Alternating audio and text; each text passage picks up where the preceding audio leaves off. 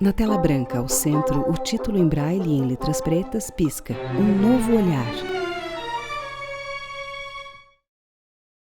Olá, gente. Meu nome é Thaís Vieira, eu tenho 42 anos, sou morena, tenho uma pele clara, sobrancelhas grossas, olhos castanhos, meus cabelos são lisos e escorridos um pouco acima do ombro, tenho tatuagens no braço e tô levemente maquiada, sem fazer sobrancelhas, com um brinco dourado, com uma pedra azul brilhante, que às vezes parece preta. E tô numa parede, o meu fundo tem um rajadinho amarronzado com umas listas pretas, assim. Queria desde já agradecer o convite da Universidade Federal do Rio de Janeiro, junto à Escola de Música da UFRJ, a Fundação Nacional de Arte Funarte e a Fundação Universitária José Bonifácio por esse convite para fazer esse podcast. E queria contar também que eu tenho vergonha de fazer essas coisas, então eu não sei nem para onde eu olho na câmera e eu tenho o costume de gesticular um pouco e aparece uma covinha no meu rosto quando eu estou envergonhada e aí eu estou falando isso porque ela vai aparecer quase que o tempo todo. Esse convite para falar sobre o projeto de inclusão em artes através da acessibilidade e democratização do acesso, ele me pega de surpresa, assim, porque eu, na verdade, eu tenho buscado ao longo dos meus estudos e dos meus projetos achar uma forma de fazer com que a arte ela consiga chegar ao máximo de pessoas que possam assisti-la. Eu não sei se eu já expliquei, enfim, mas eu vou voltar. Eu sou de Macaé, interior do estado do Rio de Janeiro, e às vezes Macaé parece ser uma cidade bastante distante de tudo, porque as informações, apesar de hoje em dia chegar muito rápida pela internet, quando eu comecei, elas não eram assim. E aí eu também não conhecia o que era trabalhar com deficiência. Não sou boa de datas, então eu não vou falar delas para poder não dar nenhuma informação equivocada, mas eu vou fazer uma volta aqui de um pouquinho da minha história para poder explicar como eu cheguei até esse instante de descoberta de algumas coisas ou de estar descobrindo. Eu desenvolvi um trabalho no CVI aqui em Macaé e teve um curso de dança inclusiva. E eu fui fazer. Até então não tinha nenhum contato com dança com portadores de deficiência, enfim, não conhecia nada sobre esse universo. E aí, nesse curso, tinha pessoas que com deficiência física, com deficiência de fala, deficiência cognitiva. Vocês me desculpem se eu usar alguma nomenclatura errada, mas enfim, eu estou tentando ser o mais honesta possível na minha fala com vocês, que é o meu jeito de ser e de trabalhar. E aí, nesse curso, eu que sempre fui uma pessoa com trabalho de dança muito vigoroso, muito voltado para o físico e virtuoso da dança, eu me deparei que nem tudo que eu conseguia construir, que eu poderia construir, era acessível a todos que pudessem fazer dança. E aí eu percebi que eu deveria aprender um pouco mais sobre isso antes de ingressar nesse universo. Então, dentro do CVI tinha um projeto de dança inclusiva, eu não me senti à vontade de construir ele como coreógrafo, montar, mas eu participava de algumas oficinas e observava outras pessoas trabalhando com a dança. O fato que sempre me incomodou bastante, assim, nesse lugar dessa dança, é que eu sempre via que algumas pessoas tentavam fazer movimentações que o corpo dela não tinha propriedade para fazer, e aquilo limitava de forma que parecia quase um esforço e aquilo me incomodava bastante.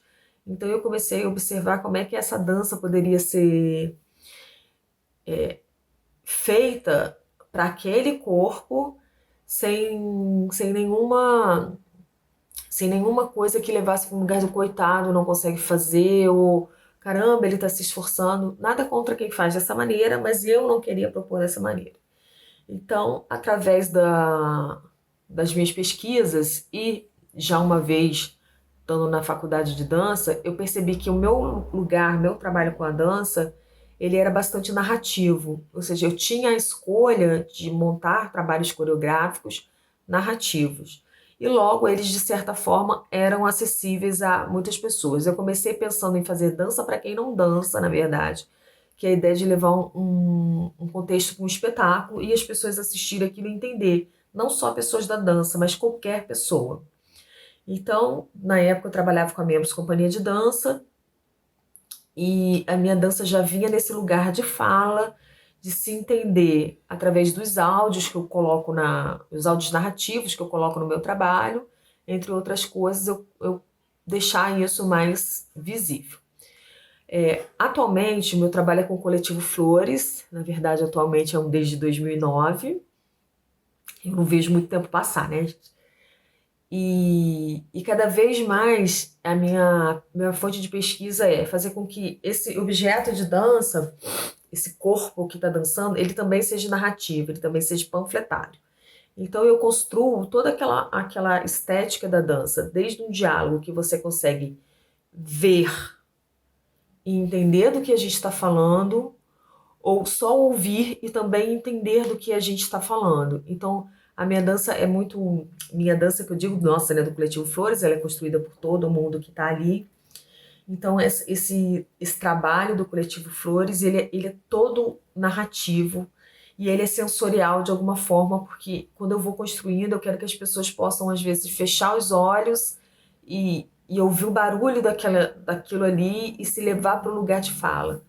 O Coletivo Flores trabalha com temas como, atualmente, violência contra a mulher. A gente trabalha também com um tema de adultos que passaram por violência na infância, passaram por abuso infantil. E aí as narrativas do trabalho, elas levam com que as pessoas consigam entender aquilo. Logo, ele acabou por se tornar acessível, né? E eu venho pesquisando atualmente uma outra forma assim, de fazer com que esse processo narrativo ele seja cada vez mais poético, para que essa construção se confunda entre um trabalho que possa toda e qualquer pessoa ir ao teatro e prestigiar e ser prestigiado por esse trabalho, como ser discutido por essas pessoas o que eles estão conseguindo entender. E eu venho tentando achar uma maneira de fazer isso já desde a construção, desde o processo de criação coreográfica. E aí uma outra descoberta também da minha experiência, gente, desculpa, eu tô olhando bastante para baixo, olhando para o lado, gesticulando, ajeitando o cabelo, porque é a forma que eu vou pensando e construindo a minha fala. Eu não quis predeterminar nada feito para falar com vocês, porque eu estou fazendo aqui o mesmo processo que eu faço na sala de ensaio, que é deixar com que as coisas aconteçam. E eu sempre trabalho em conjunto com outras pessoas, eu não trabalho sozinha, então para mim ainda é mais difícil estar aqui falando assim, sozinha sobre as coisas. E uma outra coisa que eu percebi também, e aí dando aula e experimentando, a Aline Negreiros, a gente estava desenvolvendo um trabalho, a Aline tem algumas dificuldades, assim, às vezes com o emocional dela, tem algumas dificuldades com o corpo, do tremor, e aí eu estava percebendo, a gente está montando um trabalho, já há longo tempo, onde ela é coreógrafa e eu trabalho apenas com a direção do que ela vai construindo. Eu estou tentando estimular com que ela faça essa construção de trabalho, porque ela já dança há bastante tempo e eu acho que ela é capaz de montar. E eu fico ali só mapeando, dando uma orientação. E aí eu percebi com a Aline, assim, também, o quanto que o emocional, a gente precisa trabalhar com ele com muito cuidado, porque às vezes, se você não cobra, ela se acomoda a não fazer chegar no potencial do que ela pode fazer de construção, e se você cobra demais, ela também se retrai, chora e fica ali fecha no universo dela.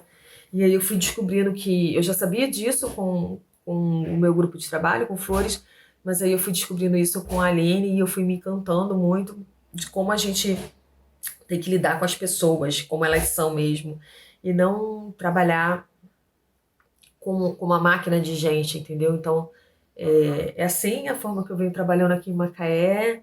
Espero que vocês possam ter trocado um pouco comigo de experiência, e eu queria deixar para vocês o vídeo do Maria, que é um projeto, na verdade é um teaser do projeto Maria, que é um trabalho desse formato que eu falei, feito com narrativa e feito com uma forma mais próxima que eu consigo de discutir esse trabalho. Eu chamo meus trabalhos de conversas coreográficas, na verdade eu não chamo de espetáculo, nem nada assim, eu chamo de conversas coreográficas porque realmente o nosso intuito é que a gente consiga, com o nosso trabalho, conversar com quem está ali trocando com a gente, e que a gente consiga fazer um espaço um pouco melhor para dialogar nesse mundo. Um beijo para vocês, obrigada pelo convite e bom encontro, que a gente possa ser melhor e ser melhor para todos, acessível a todos. Obrigada pela troca.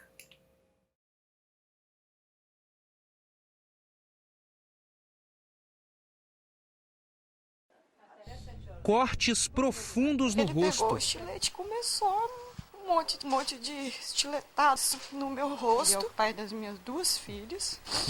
Os números da violência doméstica são assustadores. A cada 5 minutos, uma mulher é espancada no Brasil. O ciúme doentio. De alguém que dizia que amava, mas horas depois estava me batendo.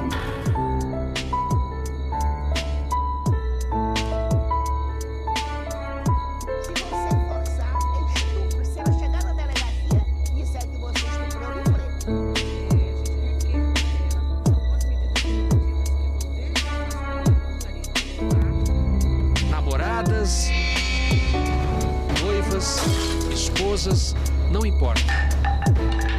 Eu estupei o cabelo, me jogou dentro do banheiro, enfiou na cabeça do vaso.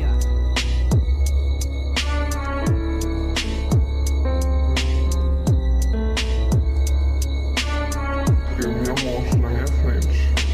Aqui ela faz um registro, um boletim. Se ela precisar. Não importa se a moça de olho roxo mora em bairro chique. Até